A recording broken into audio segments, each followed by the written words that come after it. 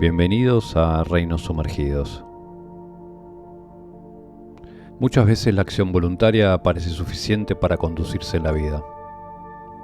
El sujeto decide, actúa, avanza y por un tiempo los hechos responden a su iniciativa. Pero llega un punto en que esa relación se quiebra y la realidad se impone como una trampa que no ha sido elegida.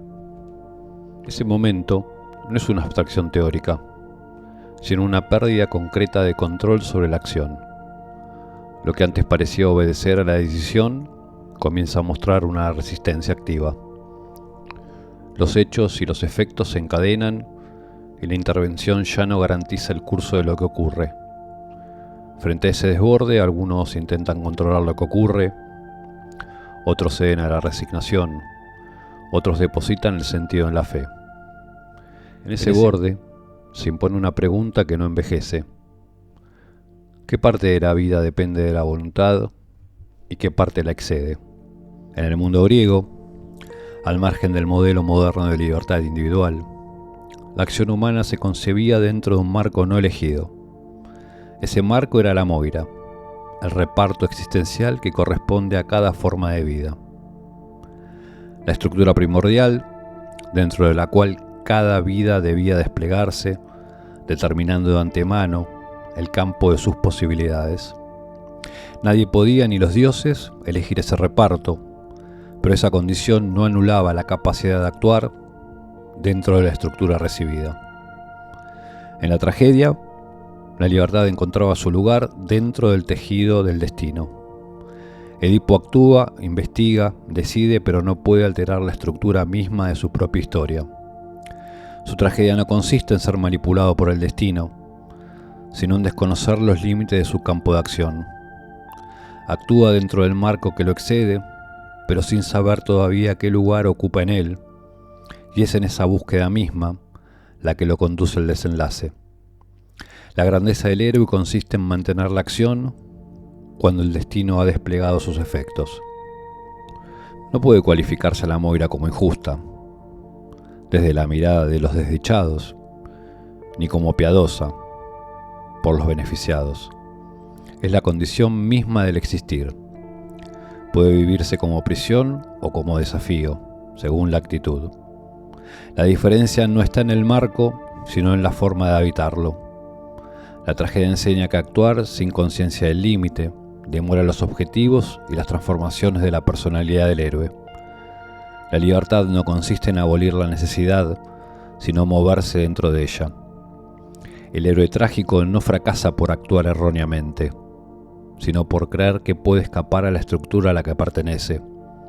La figura del héroe expresa ese impulso de emanciparse de aquello que lo excede. En esa tensión se juega su grandeza y al mismo tiempo su destino. Si bien el conjunto puede dar la impresión de un destino fijo, la travesía del héroe revela que esas coordenadas no son estables y pueden modificarse al ser atravesadas.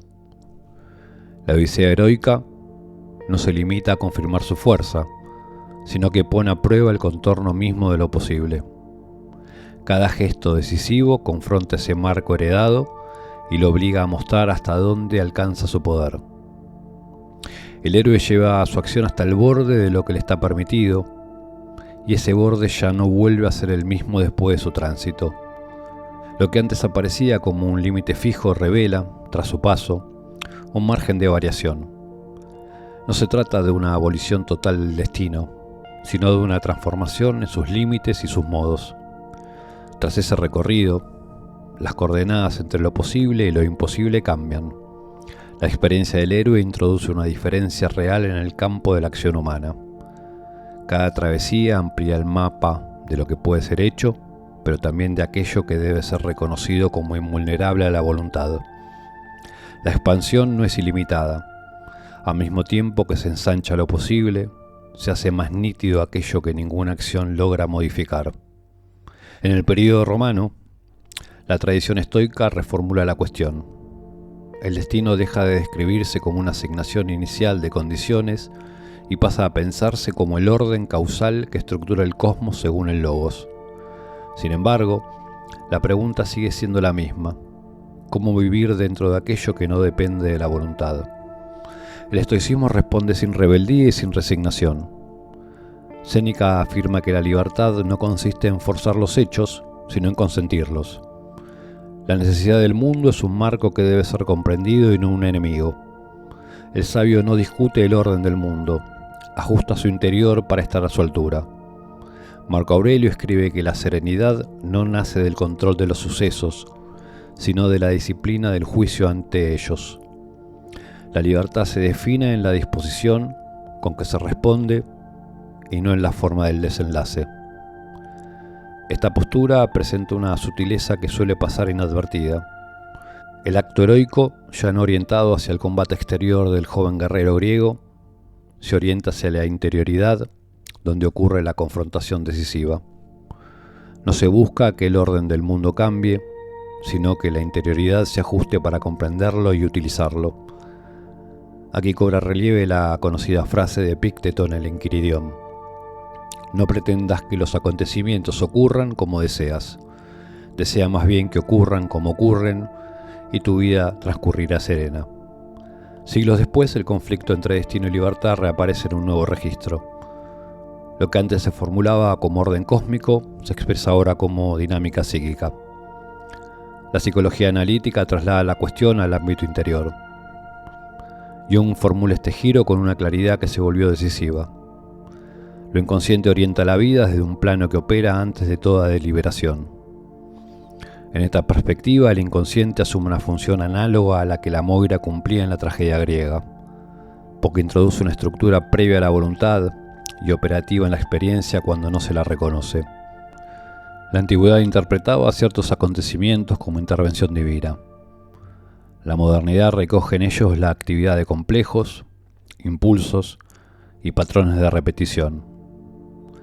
Cambia el lenguaje, pero permanece la cuestión central. La acción pierde fuerza cuando ignora la base psíquica desde la cual surge. En este escenario, la atención exige una vigilia doble, extendida hacia el mundo y hacia la interioridad. Los hechos de la vida y los movimientos psíquicos pueden entenderse como dos manifestaciones de una misma estructura de sentido. Estar consciente requiere una orientación simultánea que la antigüedad simbolizaba en Jano, el dios de los dos rostros. El trabajo interior, en principio, no deshace el marco sobre el que se inscriben las decisiones de la vida, pero hace visible la dinámica que sostiene su movimiento. Si la tragedia griega, el héroe, amplía el mapa de lo posible al atravesar su destino, en el estoicismo el sabio afina su acción al discernir con exactitud qué pertenece a su decisión y qué excede su esfera. En la psicología analítica, el sujeto amplía su mundo al integrar lo que antes actuaba sin ser reconocido. En las tres perspectivas, la relación con el límite es decisiva, porque convierte la necesidad en ocasión de transformación. Cuando el destino se asume, el límite se vuelve un punto de orientación y la acción adquiere su forma en el contorno que el límite establece. Llegamos al final. Les dejo esta frase de Séneca que capta el espíritu del episodio para que los acompañe hasta el próximo encuentro. El destino guía a quien lo acepta y arrastra a quien lo rechaza.